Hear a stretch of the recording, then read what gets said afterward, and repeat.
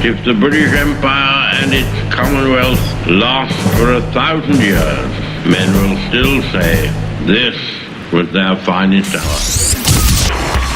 We stand for Queen, Country, and Video Games. BRB UK. Worse teeth, better accents. Hello, and indeed, good evening, good morning, good afternoon, or good ever time you are listening to us. Thank you very much for joining us. In those of you that are regular listeners will notice that I am not Coleman, I am not Dan, I am in fact not even a well Tim. I'm ill, but we'll come on to that in a moment. I have another ill guest with me, which I'll come on to in a moment again. And I have a fully, well person that's decided not to be ill just to... We could have had an all-ill show if it wasn't for that. But hey, whatever. Delighted to have joining me, I have Mr. Pacman Polar Bear. What's going on, everybody? With a cold as well, sir. Yeah. So I'm ill Pacman Polar Bear with ill Tim Hibbs. You know what? I think we just found our new PSN names. Yeah. Yeah. Well done. And I think you have a slight more excuse for having a cold, being that you're kind of in the cold. Yeah. It's not that cold here at the moment for this time of year, is one of the things I'm getting at. And you're in Canada, surrounded by ice and stuff. Yeah, well, I mean, usually weather's been weird here. Sometimes it doesn't snow till, Christmas, if maybe even not Christmas.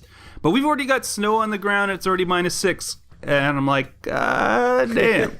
Bit more of an excuse for having a cold. I've been in Canada when it's been cold for Canada, and that is cold. Yeah. But yeah, I don't think we've actually podcasted together since E3, which was a nice delight. So it was very much good to have you back.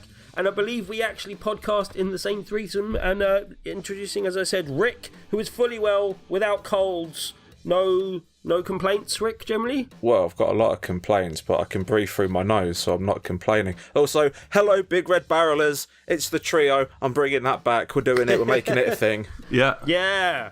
I remembered that from E3. I've got a good memory, you see. We could be our new clan name could be Rick and the Two Ills. That should be our hip hop name. We're going on tour. We could be like the Beastie Boys. Yeah, we could be SoundCloud rappers. Let's dye our hair rainbow colors and get the same word spelled incorrectly all over our face. I'm gonna get my face tattooed right now with a bright pink barrel just to be different. Yeah. Face tattoos sound like brilliant ideas, guys. Let's go for it. Yeah. Barrels and barrels and barrels and barrels and barrels and barrels and barrels. See? First hit. Yeah. Put some auto-tune on it. I tell you what else is a great idea. Coming up right here. Great idea, gentlemen. Go on. What happens if you have so little to announce that it would be a good idea to hold a whole kind of press conference saying you got loads of things coming out and then not really say very much? Well, you turn it into a 2-hour advert for Game Pass, obviously. Wait. I'm trying to. Are we talking about Blizzard, or are we talking about Microsoft? Bazing! Well, we kind of touched on Blizzard a little bit last week. Yeah, I know. It's just like one week, one big company just trips and falls and smacks their face, and then the next week, the company's like, hey, we only tripped, we didn't smack our face, we're better, right? Well, just picking up from that a little bit as well, and kind of leading on from the discussion that we had last week, the one point of conversation that I would have brought to the conversation had I been on last week's show was just the fact that I did hear there were some rumours that there was supposed to be another bigger, perhaps even Diablo-based announcement that they then decided to delay at the last minute, and that's why this all came out in the way that it did, kind of thing, which would explain a lot of things, possibly. So there was supposed to be something after Diablo Mobile. Yeah, that wasn't supposed to be the main thing, and then they had to shift it to the main thing because the main thing they decided not to announce at that time, basically. That's so dumb. Even if they would have just put up a JPEG of the Diablo 4 logo in progress, like what Bethesda did. I said on my own show, if they would have just done it how Bethesda announced their mobile game, wouldn't have been a problem, but that was last week. Yeah. Anyway, as I said, moving on from that though, this week we had, and this is more what I was kind of alluding to, was the fact that Xbox had their XO18 in a very kind of excitable Mexico City, although it did kind of seem that people were kind of pumping up the crowd to get them excited and stuff like that. They seem to be slightly oddly overly excited at some things, and I've never seen people cheer that loud for Final Fantasy. Oh, and just like announcements of things that we'd kind of already seen and stuff like that. But anyway, that was something that was talked about a lot on social media and stuff. I don't think that's something that is unique to this event. You know what I mean? It may have been something that was more easily seen on camera, but it's definitely something that I've seen at E3 shows and stuff like that. So I don't think it's something that's the worst thing in the world to be doing, kind of thing. You know, it's not the worst. But there were some bits of news. I think the main things to come out of it was the fact that they actually gave a date to Crackdown 3, and they showed off the multiplayer for Crackdown, which we hadn't really seen before, a mode called Wrecking Zone. But what do you guys think? I thought it looked good and fun, but it almost looked like a stripped down version of what I was expecting at kind of this stage with that game, no? The thing is, I mean, we've been waiting for Crackdown 3 for basically this entire console generation from Microsoft at this point. And I mean, I'm excited for it because their last two sort of heavy hitters sort of landed with a thud, because I don't play zombie games and Sea of Thieves is terrible. So Crackdown 3 is got to come in and sort of turn some heads and change some minds in terms of first party Microsoft centric releases. And I hate to use AAA as a term to sort of describe quality, because AAA doesn't really equate to quality. I use it as budget, to be honest now. Yeah, we're basically talking budget, but just in terms of presentation and what we've actually seen gameplay wise and trailer wise and everything else, it almost looks like Crackdown 3 isn't being pushed as a AAA release. It seems like it's being pushed as sort of, I guess what we call like a mid-tier release, like it's like a double A. Yeah, like it's like double A. Like it's certainly not indie or, you know, low budget, but it's not them trying to reach the ceiling either. Yeah. I'm really looking forward to it because I really enjoyed Crackdown 1 and 2, and I think Crackdown 1 just recently got back onto backwards compatibility. But see, Crackdown 1 was a really good game in the moment at that time. Crackdown 2, I don't think quite lived up to that height, and I think that it's an even harder thing to make a game that's a spiritual, you know, even just a spiritual successor, but a successor to Crackdown, and moves it on in a modern way sort of thing. In so much as I think it would be a hard thing right now to release another Infamous game on the back of Spider-Man. And I think Crackdown's in a harder position releasing after Red Dead and Spider-Man. The other thing is, a big part of the Crackdown push is the whole, you know, destruction and being able to do whatever you want in the world and having all sorts of neat abilities. And I'm like, so I could just play Just Cause. Yeah. But you can't play that 5-on-5 in a little arena and blow out a walking bridge, can you, with your mates? No. Well, you can on PC. Well, I've been told. But you see, like, that's the thing. Like, I don't see what this game is doing over and above other games around. Like, it's got the building destruction, and I'm sure that's going to add a fun element to things. I didn't see anything from the multiplayer that made me want to rush out and definitely buy this game type thing. I mean, like... I'll tell you what it's doing, Tim, that other games aren't doing, and that is Terry Crews. Yes. Yeah, I mean, that right there is probably the biggest selling point. But I think that might be one of the reasons for one of the biggest delays. I reckon there was a point in time where Terry Crews was hardly in the game. Like, they used him as a piece of marketing stuff, and everyone went, oh, how much Terry Crews is in the game? And they went, in the game? Hold on a second, we'll get back to you on that question. Can we get Terry Crews for the game? Can we get him in? How long will that take? Yeah. Okay. But, you know, like, I seriously think that might be the thing. This game has had such a hard, long kind of back to the drawing board kind of troubled development cycle that... Well, they've been trying to work the engine out, haven't they, for ages. I can see how they're going to come out with a fun game, and they've probably delayed it to the point. I don't see how it's going to be a great game that's going to be that head turner that you're talking about, basically. At this point in the console lifespan, like I got an Xbox One X, and I literally just look at it as I play all the single player third party titles on the Xbox One X because it's the best visual. So, games like Assassin's Creed Odyssey or Tomb Raider, both primarily single player games, so I don't really, and they look the best and run the best on X. So I play those there. But when it comes to anything that's, that's multiplayer, I play on PlayStation or PC, because on PlayStation, it just has more of my friends have a PlayStation 4 at this point, and the player population's larger, and PC looks better and has more players. Yeah, but that's pretty much the reversal of your position from the last generation, no? Almost entirely. I mean, there's no question that 360 was the place to play multiplayer games last gen, and PlayStation 3 was the place to play most of the single player games. Although, for the first 75% of the PlayStation 3's lifespan, even third-party first-person games didn't run that great on PlayStation 3. I still remember trying to play Bayonetta on the PlayStation 3, and oh my god. But I mean, that's basically what it is like, I play certain types of games on Xbox One X because it looks the best there, but everything else goes to PlayStation 4 and a few things go to PC.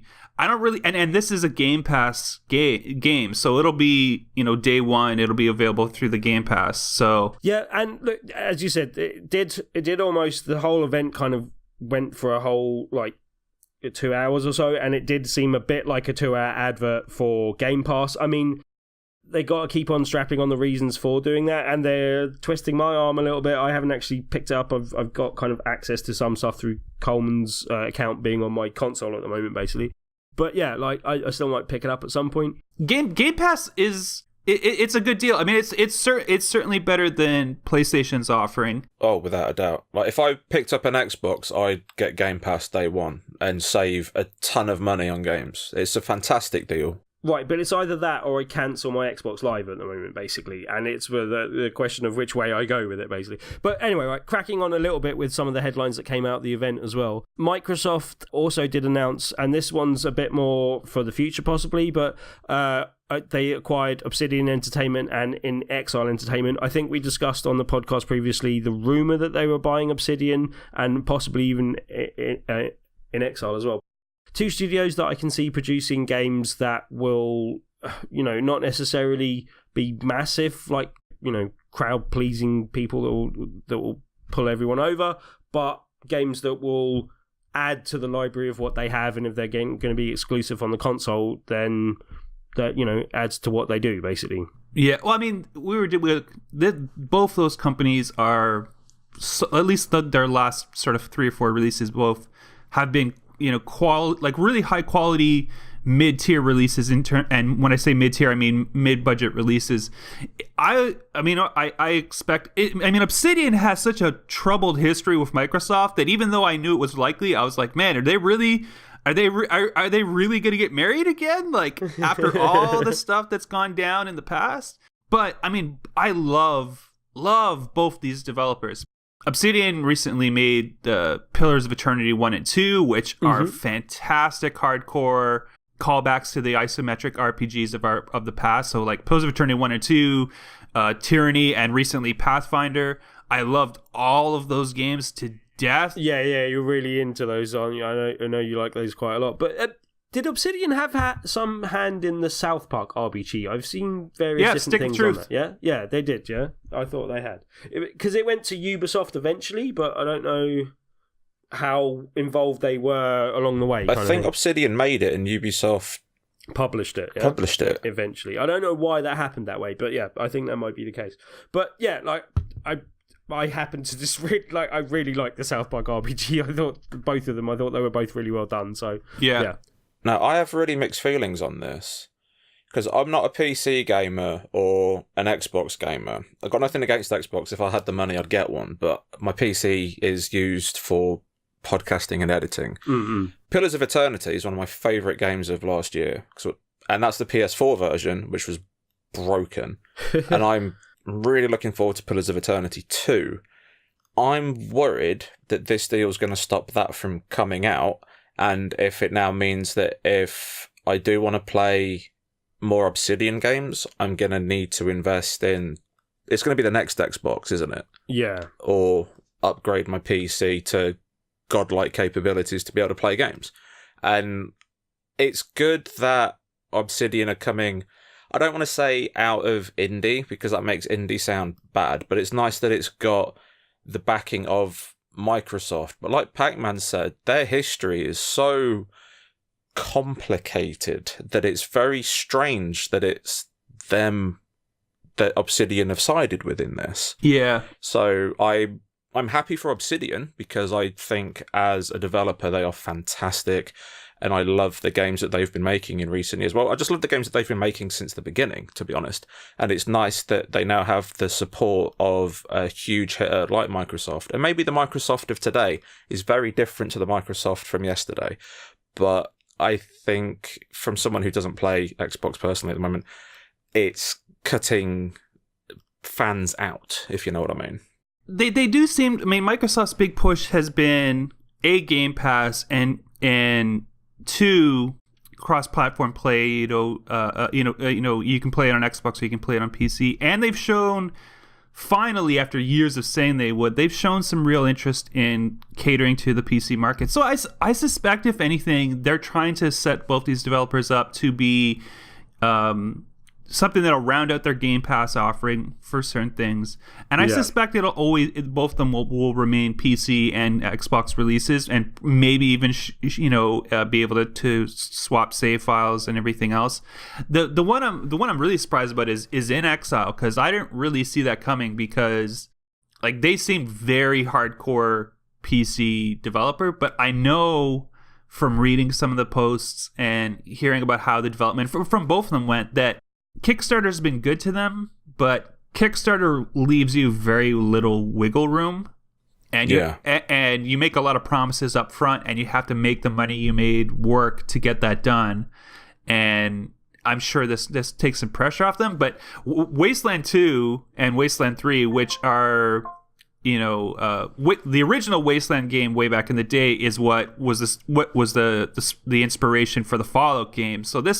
So the pedigree goes back really, really long. And Wasteland 2, once it got the definitive edition sort of overhaul, is a wonderful game, and I can't wait for Wasteland 3. But just knowing the history of beloved developers getting bought by a larger publisher or console maker, you can't help but feel nervous, right? And you wonder, does that mean that they're going to move now that they have the budget? Is Obsidian going to go back to making third-person, large-scale AAA games? Or are they going to keep making isometric top-down RPGs? Like, what are they going to make? What I'm hoping from this is, one of the major complaints that people have for Xbox is a lack of RPGs. So by cementing these two studios, and during the EXO conference, they were saying, "Oh, now we can make bigger RPGs. We can do this." So it does sound like they are going to be RPG focused on a system that's lacking that genre of game. Yeah, but what kind of RPGs are they going to make? Because I love top down isometric games, right? Give me Pillars 3, man. I'll buy an Xbox for that. We will have to see in the fullness of time. But the one thing I can see this giving Microsoft is a good platform to being able to offer a lot of developers not only are you publishing on our console platform, but you're free to publish on PC as well. And that's something that maybe Sony won't be as willing to offer as well, people. So that'll be interesting to see how that shapes out. Let's just rattle through a couple of the other headlines from the event as well. Keyboard and mouse support are coming, which is something that a lot of people have been asking for a while. And Xbox kind of always said they wouldn't do. So this one they're kind of giving, I don't know, but it just does seem that Warframe and Fortnite will be two of the first games. It does look like Fortnite again being one of the games that pushes things forward, but we'll see. I love the fact as well, just a little addition to that if you have a keyboard and mouse attached, it will put you in matches with players using keyboard and mouse. So that's fantastic. Although, as a lot of people have pointed out already, that will be the first thing that will be hacked to get round. We'll see. Also, Sea of Thieves getting a new PvP mode. As you alluded to earlier, I still haven't played it. I keep on waiting to hear from people until it gets enough content to actually bother playing through. We'll see. But anyway, that may never happen. May never reach that critical mass point. It's bad. It's bad. Forza Horizon 4 Fortune Island DLC was announced. Pretty good, because the Forza Horizon DLC last time around was really quite high quality from all reports. I didn't actually pick up any myself, but there was some like the Hot Wheels stuff that I really wanted to. It looked good, like interesting, all good. We'll go from there. We'll see how that works out. Cats and pandas are coming to Minecraft in the near future for anyone that cares. Anyone? No. No. Winnie the Pooh will be in Kingdom Hearts 3. Now, I think you two care about this a hell of a lot more than I do. Yeah, I think that's a kind of you can bleep this out, Coleman. That's like a no moment. Winnie the Pooh's been a big hitter in the big ones. Like 100 Acre Wood is such a massive part of those games. Could have kept that PG, just go no poo. I'm jazzed for it because, especially with the movie and everything else coming out, like Winnie the Pooh's back in the sort of limelight again. Yeah, like I this was one of those like, look, I'm less in contact with the game and less interested, basically. But so I haven't really seen all the announcements. But when they announced it, I was like, that was an announcement? Okay, right, fine, good. Like it was kind of a bit of a nothing, but. The thing that looks really nice in it is that they've changed how the games play in 100 Acre Wood, and now it looks like they're going to be puzzle games, which is going to be a nice little pace break. I mean, 100 Acre Wood's always been a nice little break of pace during the Kingdom Hearts games, but this looks like it's going to be more fun than tedious. But that did get a really big cheer from the crowd, and it was like, what? Hey? Really? I like how they stepped around the fact that, I mean, Kingdom Hearts fans are crazy because the games themselves are just nonsensical madness put into a video game. But I like how they stepped aside from the whole, the English voice acting that we've used is just record-breakingly terrible. It's just so bad. But I love Winnie the Pooh. He's a big hit in my family. How good is Kingdom Hearts 3 looking though? Let's be real. It does. You know what? Like, every time a new Kingdom Hearts game comes out, I'm like, all right, I'm done. This game has gotten so weird. I'm just not going to play it anymore. You know, because especially everything between 2 and now has been like 2, blah, blah, blah, blah, blah, remix, dub, blah, blah. Like, just these, like some of the titles attached to the end of Kingdom Hearts for the last, 6 years have been so ridiculous. They sound like weird math equations, don't they? They really math do. Problems. But the game looks so good. But I hope either they fix the English dub is going to be replaced, or it gives me the option to just leave the Japanese audio in and just use subtitles. What I'd love is a Japanese dub on Sora. Yeah. And English for everybody else for when they're using the proper actors. That'd be great. Yeah, I mean, you know what? Just in general, especially for a lot of, hardcore Japanese games, I even if I'm not going to use it, I like to have the option to switch between the English dubbed audio or the Japanese source audio, because sometimes it just fits better. Like, I never get upset that Yakuza is just pure Japanese voice actors, just because I remember what Yakuza, I think it was Yakuza 1 or 2, actually had an English dub. It was the first one, had Mark Hamill in it. Yeah, and it was super jarring. Now, there's one bit of this that I must have glossed over. I was kind of catching up on this at work and stuff. I didn't really see exactly what was going on with it. The new game Void Bastards apparently was announced. I missed this one, or I didn't see it. I have no clue what it's about. But Void Bastards, been announced. It's by BioShock people, and it's really nice looking cell shaded first person shooty thing. Okay, no, yeah, that did actually look good. I forgot. I completely forgot what it was called or anything about it until you said the BioShock dev, which apparently there's about 500 studios claiming to be ex-BioShock devs, which could be entirely accurate, but it just seems to be the case. There's about, 500 different indie studios at the moment with ex-BioShock devs making games and putting that on their thing and making it more. But yeah, that was the kind of cell shady kind of shoot 'em up type thing, no? Yeah, the in space with the weird robots and stuff. Yeah, it looked all right. I like the looks of it. Right, yeah, and as I said, there was a big push for Xbox Game Pass on the evening and throughout the thing, and one of the big announcements for that was some of the games coming to it. One of the bigger ones, which was PUBG, which is not surprising at all. No, not surprising at all. And that's the thing. Like, a lot of their news fell a bit flat. Like, I thought it was like presented fine. Like I quite like a number of the people that were actually presenting it. They're all quite nice people, and I think did a fine job of presenting the information that was there. I just don't think there was anything really worth having this kind of event for. And no, it could have been a new commercial for Crackdown 3 would have done the same thing. A public tweet saying that they bought Obsidian in Exile would have been a thing, and a blog update post about keyboard and mouse support, and that's literally their entire conference right there. And the rest of it is just stuff you would see in trailers. Or and those announcements. trailers could have been shown at the Game Awards. Yeah, well, that's one of the other things I was going to say. Like, the Video Game Awards is coming up. There's one thing I didn't actually put in the show agenda, actually. They announced some of the stuff for that, but we'll come on to that when the actual show's been done rather than the nominations are going through. But yeah, like, it does seem that maybe that's the reason that Sony aren't doing a conference this year, and maybe that's the reason why this was quite so light on that sort of information, that a lot of stuff maybe is being saved for the Video Game Awards. It does seem that they're saying that they've got like even more to announce than normal, and they had quite a lot last year. So yeah, be interesting to see what comes out of that. It wasn't particularly interesting seeing what came out of Mexico. It was as I said, well presented event and all that type of stuff, just not very much exciting information coming out of it, unfortunately. So, moving on, that was our kind of main bit of news for the week. We do have a few other little bits of headlines to rattle through as well, but then we've got quite a few games to talk about this week, so I'm eager to get onto that as well. So, talking of PUBG, as we were just a moment ago, PUBG is also been officially announced for PlayStation 4. Whoop whoop! Great. Fortnite's free. Includes a Nathan Drake outfit and an Ellie backpack. Brilliant.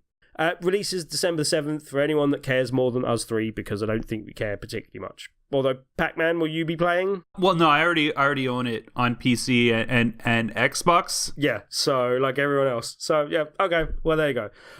But speaking of PS4s, PS4 did announce this week, it just hit its 5th birthday, so the slightly odd number, but I guess it's to coincide with the birthday. The 5th isn't a odd number, by the way. I'm not saying 5 is an odd number. That's fine, although it is technically. But 86.1 what million. What are you on about? I'm rattling. He's going crazy. Is that cold medicine gone to your head, mate? Yes, it has. Right, but what I was trying to get to was there has been 86.1 million PS4 consoles sold in its 5 years of life, basically. So there you go. And that's quite an impressive number, generally, even though it's an odd number. Square Enix had deemed that a failure. Oh, man. But yeah, so that was some good news. In other good news, Marvel Spider-Man has announced details of the Turf War DLC that will be out on the 20th of November. They do seem to be hitting those dates quite accurately. They're doing quite well. How good do those costumes look? Costumes look so good. The 3 suits that were detailed are the Spider Armor Mark 1, the Spider Clan, which I'm a bit less familiar with, and the Spider Armor. Iron Spider Armor, rather. Yeah. Oh, they look so good. Everyone was disappointed with the last 3, but I quite liked having the Union Jack Spider-Man thing, the British Spider-Man. That's cool. Yeah. That was good for me. My only complaint is I don't like the way Hammerhead looks. No. Really? A lot of people were going on about it being great. I was indifferent to it. I think he looked okay. Hammerhead looks how I'd imagine Jigsaw would look. But there is a little clue to my bigger problem with this. I was really hoping with the name Turf Wars, and it's still not entirely ruled out at this stage, but I was really hoping we'd get a cameo from the Punisher. Yeah. I was really hoping it might turn out like we're in his neighborhood, like, and he often, he originally appeared in Spider-Man, so yeah, I would have liked to have seen an appearance from him. Still crossing my fingers it might be the case. Like, how cool would a succession of missions be where you have to stop the Punisher from assassinating someone on the other side of town, kind of thing? That'd be awesome. Easily done and would be good. How good is Marvel Spider-Man the DLC has been nice, and none of it's been spectacular or anything. But we're all playing it. We're all playing it just because I just want to play more Spider-Man. Like, it's exactly so it. Good. That is exactly it. It's so good. Like, I love the amount of people on my Twitter and Facebook and everything feed, or like, they all write the same thing. I don't usually platinum games, but I willingly platinum named this. Like everyone wrote that tweet. Spider-Man on the PS4 is the first and only game I've platinumed. Nice. I just loved it that much. I wanted to get everything out of it. And then I bought the Season Pass, which I've never done before. I've never bought a Season Pass. Usually for DLC, I'm like, I'm good. Well, the DLC for games usually comes so far after the game, and 90% is 90% of DLC is usually just trash filler that should have been in the game, right? Like, it's rare that you get anything that you want to play. But I mean, Marvel Spider-Man, like, even just adding new costumes, people were like, yeah, I paid money for that. Just the fact that it's giving me an excuse every month for 3 months after finishing it to go back and play it for 4 or 5 hours, that's great. Yeah. I'm very happy with that. And really well done. But I could talk about Spidey all day because I really do love it. We'll have to move on a little bit, though. Yeah, we'll have to do a spoiler cast when all the DLC's out and everything else, maybe. Oh, I want to be on that. Maybe the three of us. Anyway, right. But, yeah, Overwatch announced another new character, Ash now available. That's all the news you'll get from this show. Go to GeekSpeak for more detailed information unless Pacman wants to say anything. I don't know how much Overwatch you say. No, GeekSpeak is going to say everything I need to say. I'll just say that I think Ash is awesome. Okay, that is good. You've been playing with her then, or? Yeah, just phrasing. Are we not doing phrasing anymore? I've been typing Rule 34 into Google with her name. Yeah, I've been doing that. She's great. I mean, I'm too much of a scattershot gamer. I'm playing too many things to get dedicated in Overwatch because you got to put time in it to be good. And I go in once or twice a month and just to play the new character as it comes out, and then I get tired of dying, and I'm like, oh, I'm not good at this game anymore, and I'm going home. But yeah, couple of quick rumours though. We've got Valve rumoured to be working on a new VR headset. And it seems to have been confirmed by Valve that these are, a real thing possibly as well. That still hasn't been officially announced as far as I've seen, but they don't seem to be denying that they are a Valve VR headset, basically. From the pictures, so that could be as real as Half-Life 3 then, couldn't it, to be fair? To be fair, it makes sense for them to try to get into the VR space. The rumour is with that as well, and I don't know if this is just wishful thinking once again, but the rumour is that will come hand in hand with the latest version of Half-Life, basically, or a new Half-Life game based on that. I don't know if that's true. Remains to be seen. It may be Half-Life 3. You didn't hear that from me. But anyway, right, and yeah, what's this one? There was a huge Call of Duty Black Ops 4 leak thing. Yep. For zombies Easter eggs for all the zombie Easter eggs that everyone was trying to work out. Yeah, well, hey. Yeah. Don't let the internet spoil the games for you, eh? I do find it hilarious that it's an alleged angry ex-QA who's just come out and gone, here's all the secrets. Because I've wanted to do that, but I never did, because I'm a good boy who's afraid of being sued. As you should be, possibly, or not. Right, as I said, we've got quite a few games to get through this week. We have played quite a few things. I've been a bit ill, but I've still managed to cram in a couple of games to my week, fortunately. And yeah, the one I want to talk about first is one that I believe Mr. Pacman has also been playing, which is Hitman 2. Yes! Now, I believe you're in a different position to me, Mr. Pacman. I believe you played and I'm going to say first game, but I mean the previous game of Hitman. It gets very confusing when they, rebranded it Hitman, relaunched it, and yeah. But previous game, last game that this is a sequel to, but also kind of includes as well. Yeah.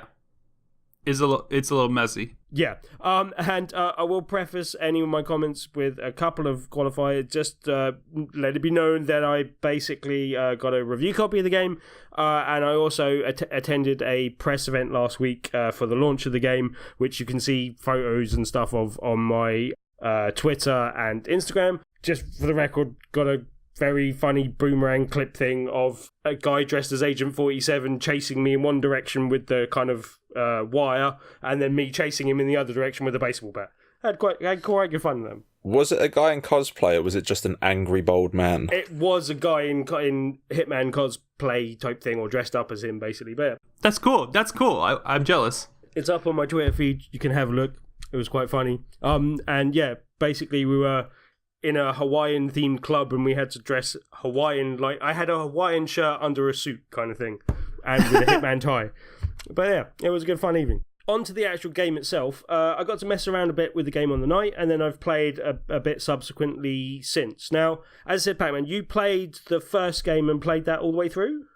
Yes, sir. Twice. I did it on PC and on PlayStation. Nice. So you did it episodically, basically. You kind of went through as it came out? Yeah. Well, I mean, when it came out, a lot of us were worried about because the first one was released in episodes, so each episode was basically a new level, and we were worried that like, oh, is that going to work for them? You know, how good is it actually going to be? Is it going to drop the quality? Are people actually going to stick around long enough to play each episode? And there was a lot of people, and I think the majority of people were very much in your camp and saying, you know, very similar things, voicing very similar concerns. Well, I was one of the only people I know that was very vocal in defending their decision to go that way, and then was part of the problem in the fact that I just never picked the game up. I think I was reviewing something at the time that the first episode came out, and then just never quite knew when to pick it up, kind of thing. I mean, I just never got round to it. But I really love the Hitman series. Like, it's one that I've always had fun with. And I actually think, and anyone that's in a similar position to me, this is an even better package for you because it does include all of the first game practically as well, with like remixed content on it as well. Yeah, it's really, and you gotta think like the Hitman series is almost 20 years old at this point. So it's been around for, you know, some. I mean, there's some people playing Hitman 2 weren't alive when the series started, right? You know, like I was, you know, I was at the end of high school, I think, when the first one came out, like the very first one back. I think 2002, 2001 is when the original Hitman came out. The original Hitman 1. Yeah, but that episodic content plan and everything else, like the first Hitman was a hit.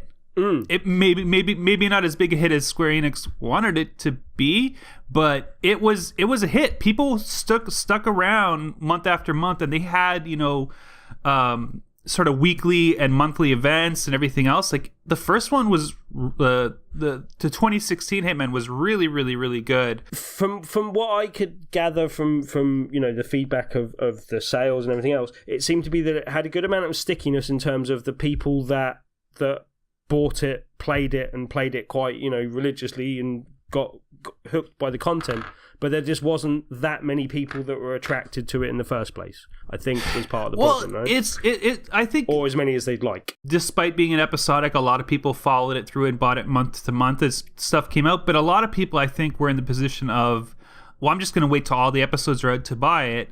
And by the time all those episodes came out, some of those people did get around to buying it, but a lot of people it already left their memories. So by the time it was fully released, they just never got around to it. Well, also I kind of did the same thing of I'll pick it up when it all comes out, and then for me that wasn't you know, more of a problem in my kind of world. It wasn't newsworthy almost kind of thing, so it didn't get into my cycle as easily kind of something to play. I mean, that's, as I said, a unique problem, or not unique, but it's such a great value though, because the whole like, you know, there's a campaign and a story to follow and everything else and main objectives to go through, but each individual level is basically just a big playground, right? So the amount of replayability within each individual level, and the levels are massive, sprawling, complex little things full of things you can do. So it's you know, you beat the story and then you go back and you chase objectives and you chase all this other stuff, and it's just really fun to go around and just mess around with. Well, see, that's one of the things. It's one of those games where I think some of the best gaming moments within playing in those levels are often the failures that you have, not the successes. Oh, absolutely. You know what I mean? Because you're like, oh, that guy's seen me. All right, you're going over the balcony. You're going in there. I'm going to stab you and throw. Like, it just all goes to pot. And you're like, okay, like, kind of throw your toys out the pram as a, like, moody assassin. And then kind of everyone around you dies all of a sudden. But, like, you can like you can kind of get out of slightly sticky situations and disguise yourself to get lost in crowds and all that type of stuff. But generally speaking, if something goes wrong, you probably want to reset the level. But I don't know about you, I kind of approach it in the, right, this is going to be the messy approach that I'm going for here. I'll learn my way around the level, I'll do things, and I'll try and actually kill the targets, but I won't do it in an elegant way, and then I'll go back and do it a second time and try and do it the best, sneaky way that I found on that playthrough kind of thing. Yeah, and they're with Hitman 2, you can go back and play, like, especially if you already own Hitman 1 on the system you're playing on, you got Hitman 2, you can get the Legacy Pack, which gives you a bunch of stuff. And of course, you gain access to playing the original, I think it's 6 or 7 levels. And because the story of Hitman 2 basically picks up right where Hitman 1 left off, you can go back and sort of replay the whole system. And if you play the Hitman 1's levels within Hitman 2, they benefit from all of the technological improvements. So the crowd AI is better, lighting effects. But their engine and tool set that they use to make this game is really good. I mean, it looks fantastic. It's a really beautiful game, and for the amount of options you have, the bugs aren't too bad. Yeah, I've seen a couple. They're not bad at all. I've seen a couple of them, but usually they're pretty funny. Like, yeah. There was one dude that he kind of saw me like hiding behind a door. So I ended up punching him through the door, and in doing so, he hit the ceiling in the room that I was in, and I was like, "What? What happened there?" That was a bit weird, but like it didn't break the game, and it was actually on one of those, as I said, stupid runs where things had gone wrong anyway, kind of thing. So it wasn't like I didn't care that much. But yeah, like you say, considering the amount of options you have and the different like way things can interact, like I've only played the first like few levels because I've replayed them quite a few times, but that second level is kind of on a racetrack type thing. There's a big, not quite F1, but I'm not sure what type of racing it is, but kind of stock car type racing type stuff, but like really like supercar kind of level. And yeah, you've got to assassinate one of the people who's one of the drivers and her dad, who is kind of in and around the paddocks. And just the different ways you can go and interact with that environment, and like the different time periods in which you've got to kind of get in and get stuff done to kind of get out. Yeah, I just, it's, as you say, it's a massive playground that's just really well designed for giving you loads of options to have fun in, basically. And it doesn't really have, I mean, it's like not exactly like, but it's like the Just Cause for assassination stealth games. You know what I mean? Yeah. And it doesn't really have any competition in that space. And I know with all the heavy hitters that got released this year, that people are still probably trying to get through. It might not be at the top of your list, but man, it would make a really good Christmas present to someone, or a game to definitely pick up in the new year when there's a sale. It's such an easy game to have fun with, basically. I think that's the time, the entertainment, like how many hours of entertainment you can get out for the dollar you spent, I think is a really good proposition. Yeah, and as I said, especially if you didn't pick up the first game, this is an even better value proposition. But if you were a fan of the first game, this gives you more of that to play with, as you say, in the engine, and I think they've given additional targets and stuff as well. I definitely can heartily recommend it. It's one of those games where, as I said, even when you're not playing it properly, you can just mess around with your friends with it and have a lot of fun just being stupid. We spent far too much of that event dressed in the game in a pink flamingo costume, punching people and dumping their bodies in the sea. I nearly lost it. Anyway, but really fun game, definitely worth picking up. Let's drag things down a little bit, from what I've heard at least. Pacman, tell us about Fallout 76.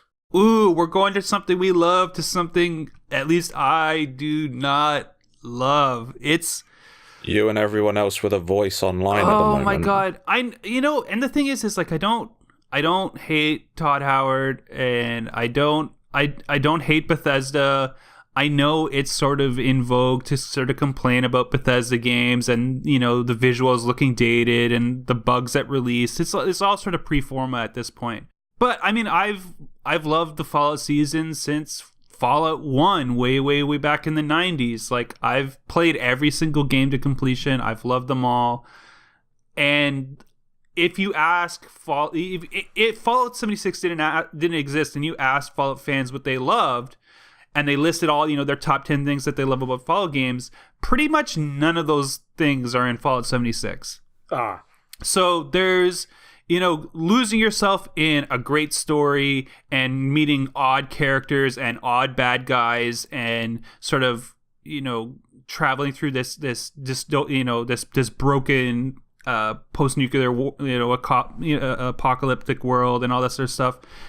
All that's missing. Fallout 76 is a multiplayer game that feels empty, just devoid of life. There's no NPCs.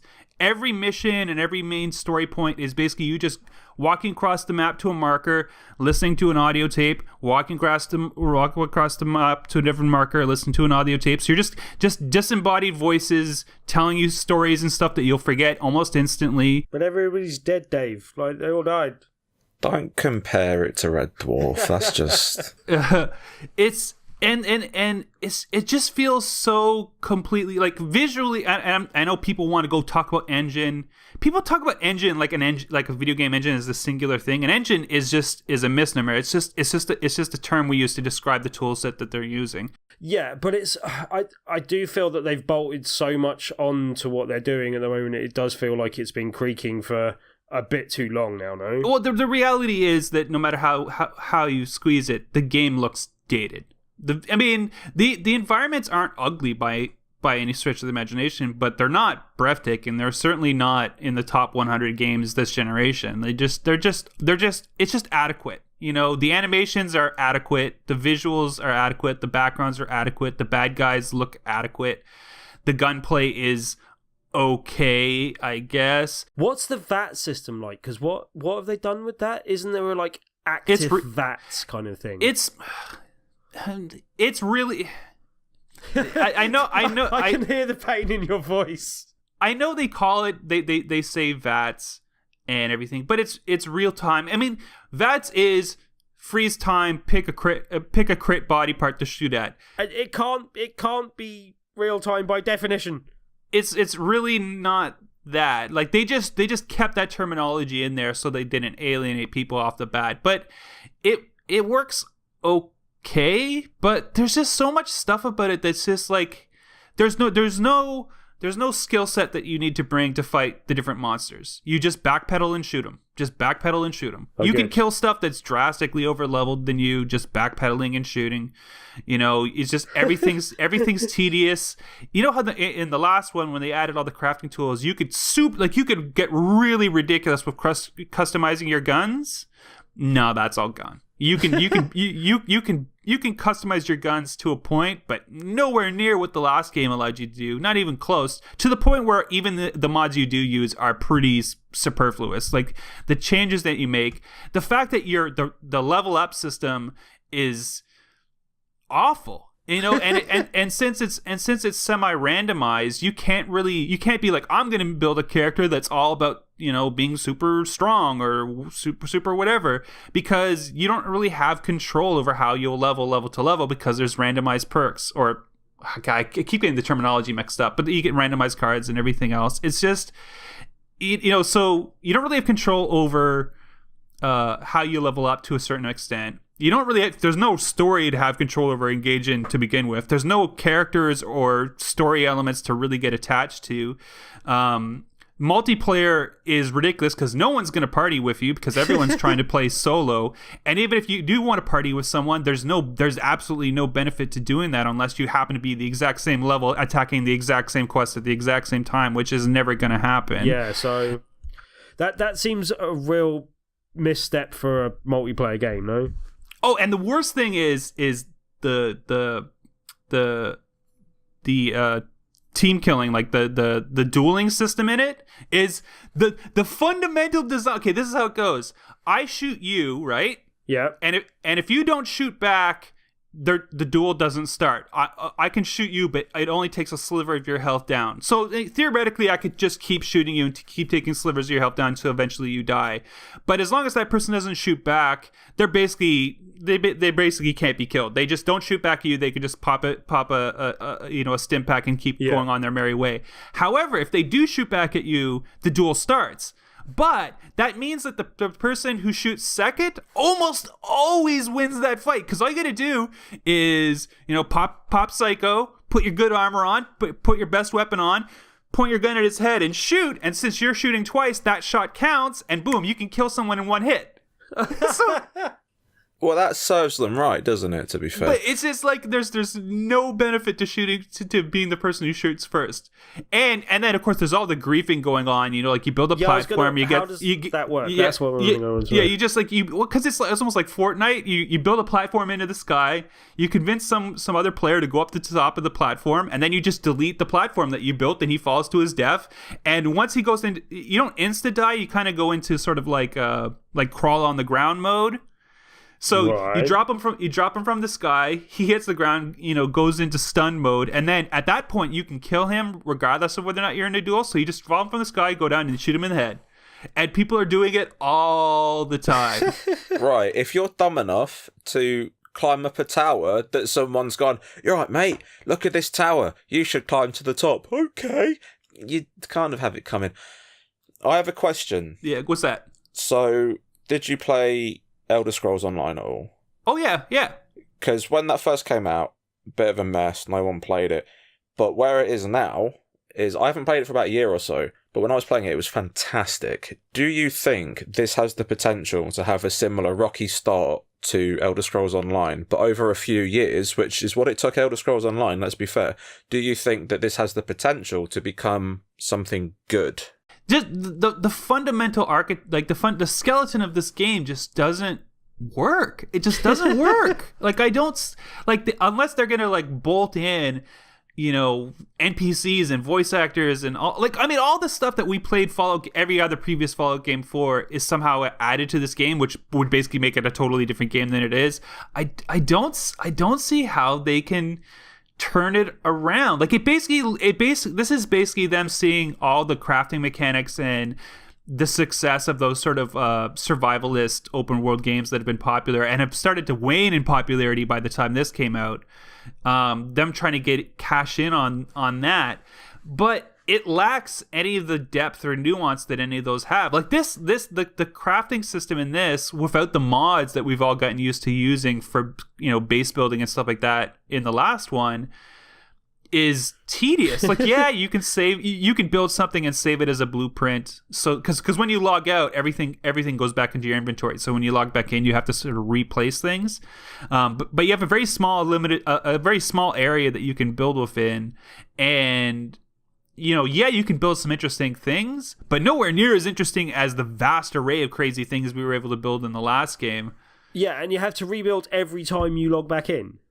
Well, you can save things as a blueprint, so you don't have to go back and place every individual staircase in brick. Okay, but even that has some pretty serious caveats on it too. Also, I had a question about the nuclear stuff. Have you been able to nuke anyone else, and how does that work? I haven't been able to nuke anyone else, but I'm sure there's going to be some sort of show at the end for that. Yeah, I've heard that's just really involved and hard work kind of thing. Oh, it's from what I'm hearing from a couple other people, you have to put some time in to get to that point, but I don't see a lot of people putting enough time to get to that point. That is a shame. I have to say that there's something I bounced off the last Fallout game, which didn't help this game at all, but something I never got hyped for this at all. I wasn't looking forward to it at all. I didn't expect anything from it. And you saying that, I'm not, I'd never wish a bad game upon anyone else type of thing. But I'm like, well, I don't know what people were expecting from it kind of thing. This is exactly what it looked like to me kind of thing. I don't know. It's not terrible. It's just not good. It's just, at the very least, if you're interested but worried wait and see. But I have a feeling a lot of people are going to hear the bad reviews, wait and see, and because so many people are going to wait and see, they won't have the incentive to sort of turn it around. Like, that's part of the problem. I don't like, what were they thinking? And also launching this time of year with lots of other big games out. I don't know if they thought this would challenge that, but I think this is going to be, Well, I mean, with so many other great open world games that you could be getting lost in a world that, like, why would you do this? Why? Like, if you just want to kill the Scorched, which are basically like the equivalent of raiders in this game, like those like burnt zombie-ish things throwing at you, who don't talk, who have no interesting characteristics whatsoever, and they're everywhere. 99.9% of your fights is just killing the same thing over and over and over again, and they respawn almost instantly. Open a door and go and loot something. Walk back out that door. Now all those bad guys are back. I seriously don't think I can take you talking about this game anymore, Pacman. As much as I love you and love hearing your voice, not this game. No, go away, Fallout 76. Go back. But yeah, like I also think we need to let Rick talk at some point as well. So we'll let him in to talk about a couple of games quickly. But there's. Just so that you and me can sum up and get a bit more information out there, Mr. Pacman, we both had one other game that I wanted to touch on very quickly each, but we're going to try and restrict ourselves to like 1 or 2 sentences, okay? I know this is hard for me and hard for you. We're both going to... See, Rick, you judge who does the more concise job, getting more information into 2 sentences for the next 2 games. So, Tetris Effect, I've mainly been playing in PSVR. Fantastic audio-visual experience. Even if you haven't got VR, pick it up. There you go. That's all I'll say for now. I'm going to play more and I'll speak about it in the future. But yeah, really good. Well done. Battlefield 5. Similar sort of concise information, if you can, Mr. Pacman. Battlefield 5 is good. Got women in it. Fixed issues with beta. Should play. Okay. Well, that's good to hear. Well, although maybe wait for the rest of the modes to be made next year, no? But still. No, that was like oral tweeting just then. Yeah. It's really good. I mean, I love Battlefield games. Cool. Good to hear. All right, sorry we had to skirt over that a bit, but yeah, we both had other games to cram in. And Mr. Rick, there's a couple of things I'd like to hear from you about. Let's go with your Switch picks, which I'd like to hear both about both of those games, and we might have to leave it there, I'm afraid, as we're running a bit long. But yeah, you've been playing a couple of things on the Switch. Hyperlight Drifter, first of all, is a fantastic little indie game. It's essentially a Zelda clone, is the best way to do it. But you play as this guy called the Drifter. None of the story is told with words, it's all pictures. So when you go to the NPCs and talk to the ones that you can talk to, you just see 3 or 4 slides of colourful pictures. The combat is unforgiving. It's very much, you make a mistake, you're dead. But it's not a roguelike in the way that something like, well, a roguelike. It's not even like Dark Souls in that respect. There are checkpoints, so if you do bodge a room or a fight, then you'll just restart shortly from where you were. You don't lose anything. You don't get experience points. You have to pick up gear pieces.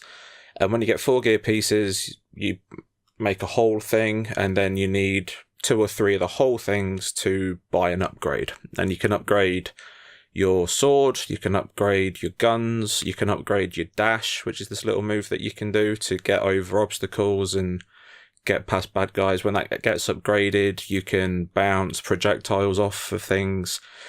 It's a lot of fun. The guns are good. It reminded me a little bit, gameplay-wise, of Bloodborne, in that it had the fast active combat, a couple of hits and you're dead, but you don't have a shield.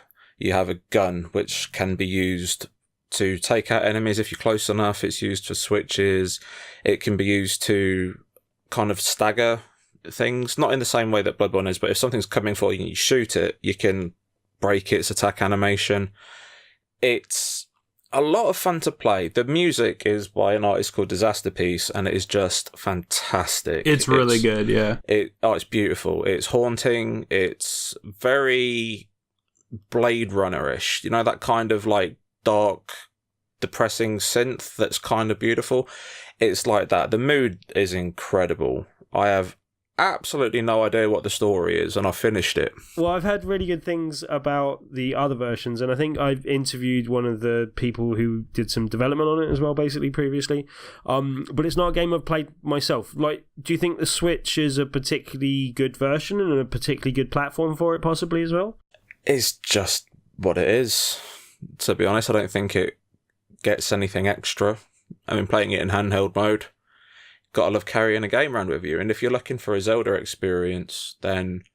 Well, a lot of those you know, that sort of family of roguelike, platformer, pixel art, indie games, they all just feel so good on Switch. I see a lot of people say that. That's why I was asking Rick if he particularly preferred it on that platform. I mean, I've started buying all those games where before I would have bought them on PC. I've just been waiting for them to come to Switch, like Owlboy, all the Mega Man, both of the Mega Man collections, like the original series of Mega Man X I got for Switch, Sonic Mania, Stardew Valley. If you don't have Stardew Valley and you own a Switch, what are you doing with your life? You need to buy Stardew Valley. Hey. Oh my god, it's such... I can't... Like, I never loved Harvest Moon. Like, the idea of, like, having my own farm and going on magical quests to benefit my farm and raising livestock in it and corn never sounded like it would be good, but Stardew Valley is... It's just good, yeah. It's a lot, and it's like $15. Like, it costs nothing. It's so Could worth it. have sworn we were talking about my games. Sorry. Bringing back to that, how much was Hyper Light Drifter, Rick? I have no idea off the top of my head. I'll have to check. See, that was a way to bring it back to conversation, and you didn't have the answer ready. Give me a second, and I'll find out.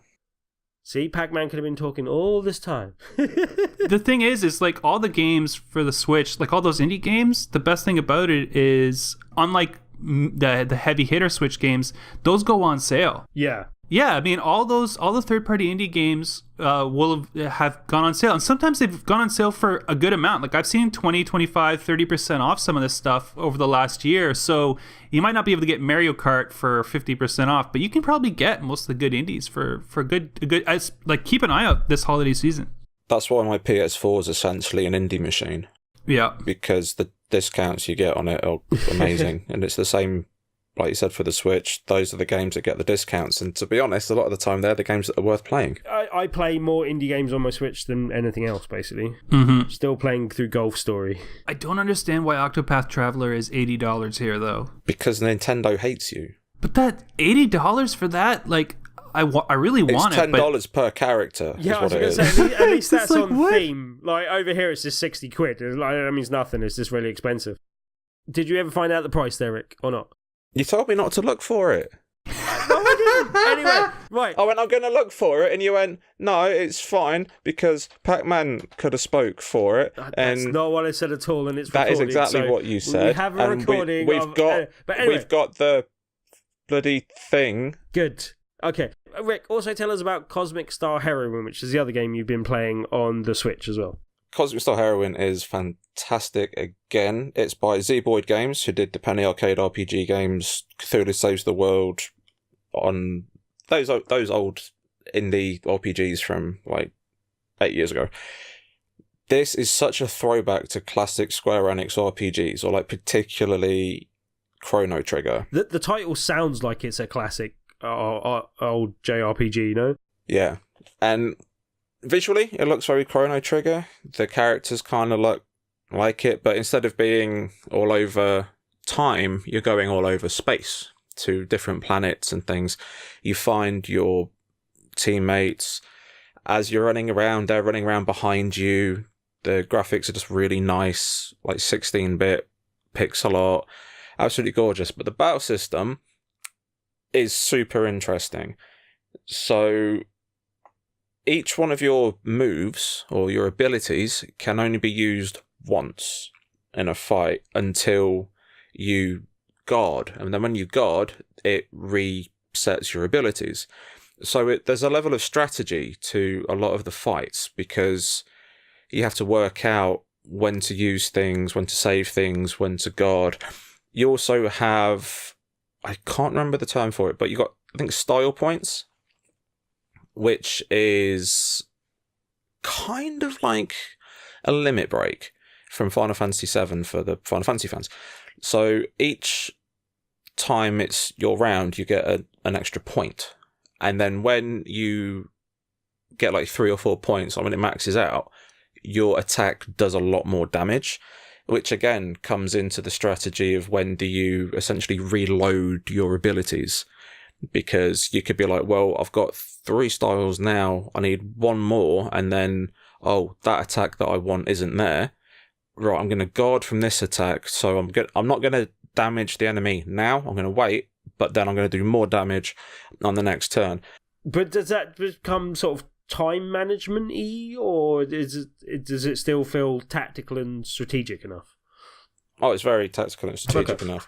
What's nice as well is when you lose a fight, you can either go back to your save or just retry the fight immediately. Oh, okay, that's quite cool. The way that items and stuff work in it as well was super interesting, is you only get 1 item.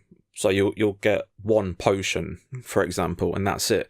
And you can only use it once in a fight, but that doesn't reload. It reloads every fight. Right. So all of your items are reloadable once a fight, and it's the same with programs, which are things that come with your weapons and armor. So certain weapons and armor that you pick up will have a special ability called a program, and that's only used once per battle. And depending on how you use your characters and the combinations that you get, it's a fantastic little game and just a really nice throwback. I don't think the story's all that good. To be honest, I'm not playing it for the story. I'm playing it because I think the exploration's cool. I think the level design and the world design's cool. The characters are nice. The combat system's awesome. Yeah, if you're going to have one thing let you down in that combination of things, that would be the one that this type of game would get away with most, kind of thing, no? Oh, 100%. That's what I'd rather have in a game, though. I'd rather have a game that plays like a dream that isn't that interesting story-wise, because it's the mechanics that keep me coming back. I mean, if you're playing a game that's got a great story but plays like garbage, you're like it feels like a drag. This doesn't feel like a drag. Cool. Well, yep, that definitely sounds of interest. Maybe a JRPG is a bit too much for me, but I might have more time for it if I possibly get it on the Switch as well. That does make life a bit easier in that thing. I think you'd have a lot of fun with it, because the combat system, it's not just a case of pick the strongest attack and hit. You've really got to think. It's really good. Cool. Got to use your noodle. Well, that does sound good. Well, look, we've had a couple of, we've had a down, but generally a few ups this week in terms of games we were talking about. That's always good. And yeah, it's been a good few weeks for games, continues to be strong. Game news is easing up a bit at this time of year, but the actual games themselves are really hitting home. So that is good. That is good. Well, I think we better pretty much call that a day. As per normal, when I'm hosting the show, I've done a really lazy job of not rounding out the shout-outs and stuff, so please excuse me if you have commented to us this week, and or if there's been any questions. We'll pick all those up next week. Thank you very much for anyone that has been listening and has been commenting. We will come back to that next week, as we said. I will give a very quick reminder that this week's Tabletop Tuesday is indeed going ahead as per normal. I'm not entirely sure if I'm going to be there. I still might be a bit ill and don't want to infect people so they can't come along to the next week. But the game will be the game that we were talking about last week as well, because I was ill, didn't get to take that long. The Ricks Must Be Crazy, a Rick and Morty special card game. Will be the game that you can come along and play and win on the evening. More details are up on BigRedBarel.com in the top left-hand corner, or search for Tabletop Tuesday on Meetup.com and join our group there.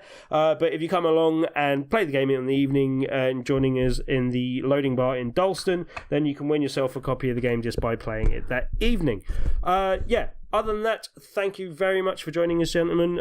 It's I thought it would be a bit difficult corralling us, doing something with us to kind of make sure we kind of get in on time. We're only a little bit over time, so I think we should keep Coleman relatively happy. As happy as he can be when he's having to listen to our nonsense for this long, but still. Thank you very much for joining us, everyone. Thank you very much, Mr. Pacman, for joining us from all the way over in Canada. It's always a pleasure to catch up with you. It's always good to be a guest on the show. It's always a pleasure and an honor, and I look forward to doing it again next time. Yeah, hopefully we'll have you again on quite so soon. We won't leave it from E3 to Christmas kind of gap to get you on another podcast. And Rick, thank you very much for joining me. You know, Pacman came all the way from Canada and you came from just over the road, but nevertheless, you still, you know, were equally valued, and it was great to have you along. And yeah, I hopefully made for a great show for everyone to listen to, but thank you for joining us, Rick. I didn't really say a lot, did I? I'm sorry. It's been a while since I podcasted. Yeah, it's mine and Pacman's fault. It is most certainly your fault. I had lots of interesting opinions, really funny jokes. You spoke over all of it. Well, see, we left the fans wanting more of you, though, Rick. You see, well, if they want more, then they can come over to Comics Inc., can't they? And listen to my dulcet tones on Comics Inc. Exactly, that's where people. What an amazing setup and segue that was. Yeah, and all your Strange Play loveliness on. Yeah, you can come over and find me on YouTube at Strange Play. YouTubes. Yeah, and Twitter at Strange Play UK, where I swear a lot. Yeah, do news and other such lovely things that we don't do over here. So go check that out on Rick's channel. Take the out of Dave Perry. But yeah, cool. But yeah, as I said, thank you very much for both of you fine gentlemen for joining us.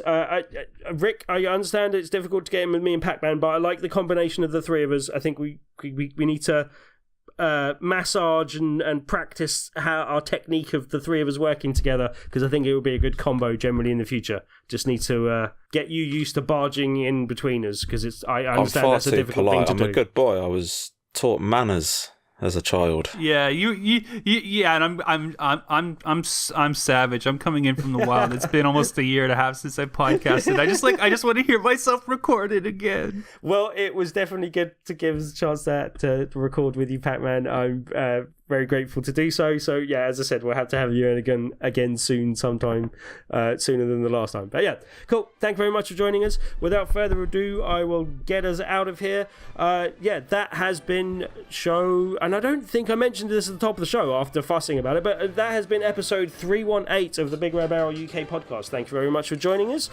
We will see you all next week. Thank you. Bye-bye. Goodbye. Stay frosty. See you all next week on an audio podcast where no one can see anyone. Brilliant. Great sign off. Well done. Use that one every week. Idiot.